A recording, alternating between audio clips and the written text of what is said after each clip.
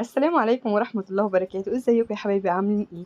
النهارده هنعمل مع بعض وصفة جميلة جدا، الرقاق الناشف بتاعنا البلدي. هنعمله بطريقة وبتكات سهلة جدا وبسيطة، وبكوباية صغيرة هيخليهولك طري وجميل زي الفل.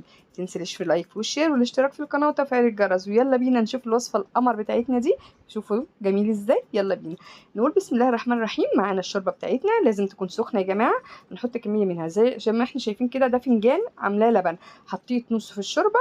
وهجيب الصينيه اللي انا هحط فيها الرقاق وهدهنها كويس جدا بالسمنه، وادي بقيه السمنه السايحه هاخد بقيه نص الكوبايه بتاعتنا اللي احنا حطيناها، واحط عليها معلقه بيكنج باودر. ولو الشوربه بتاعتك مش مظبوطه، ملح او فلفل اسود او اي بهارات انت حباها، فحطيها في الشوربه وانت بتلفي ايه الورقه. بصوا زي ما احنا شايفين بقى، انا خدت اول طبقه.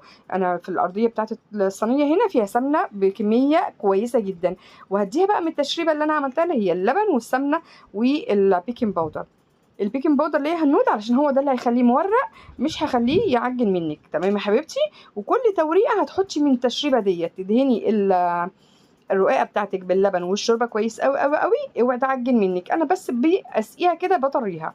تمام. واحط التشريبه. لو كترتي الشوربه مع الرقاق هيعجن منك وش، مهما انت حطيتي بقى بيكنج باودر، ظبطتي السمنه، لا.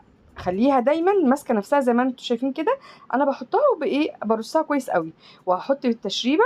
وخلي بالك ان عدد الكميه الرقاق اللي تحت اللحمه المفرومه يكون نفس عدد الكميه اللي من فوق. انا حطيت 4 من تحت، وحطيت اللحمه المفرومه بتاعتي اللي انا عاملاها. ويا ريت تحطيها في النص بس، ما تحطيش على الحروف عشان ما تقعش منك وتتحرق في الصينيه. ونرجع بقى نعيد نفس طبقات الرقاق من فوق، اللي هي الطبقه التانية هنسقيها باللبن اللي احنا حطيناه والشوربه والتشريبه. لازم ضروري الحاجتين دول نحطهم مع بعض. ماشي يا حبايب قلبي. زي ما احنا شايفين كده الرقاقه ماسكه نفسها، مش مهريه ومش بايظه في ايديا، لا انا حطاها سليمه. وهوريكم في الاخر النتيجه هتطلع عامله ازاي، ان شاء الله هتعجبكم وهتتبسطوا منها. وجربوا حركه اللبن مع السمنه، ومعلقه صغيره من نص معلقه كبيره من البيكنج باودر. وادي حطيت العدد اهو، وابتدي اكبس بقى بايديا. هناخد بقى اخر طبقه، وهنبلها برضو من نفس التشريبه اللي هي الشوربه ومعها حبه اللبن. واخد بقى السمنه من فوق كده واديها ايه رشه تمام جدا. هتعملي ايه يا هنود؟ هناخد بقى بواقي اللبن والشوربه دي هنحطها على السمنه ونقلبها كويس قوي، وفي احرف الصينيه عشان تطريها معايا ما تطلعش ناشفه وتطلع كده كلها جميله. بص البواقي دي ما تحطهاش عشان ما تتحرقش منك او تبقى شكلها وحش على الطاسه.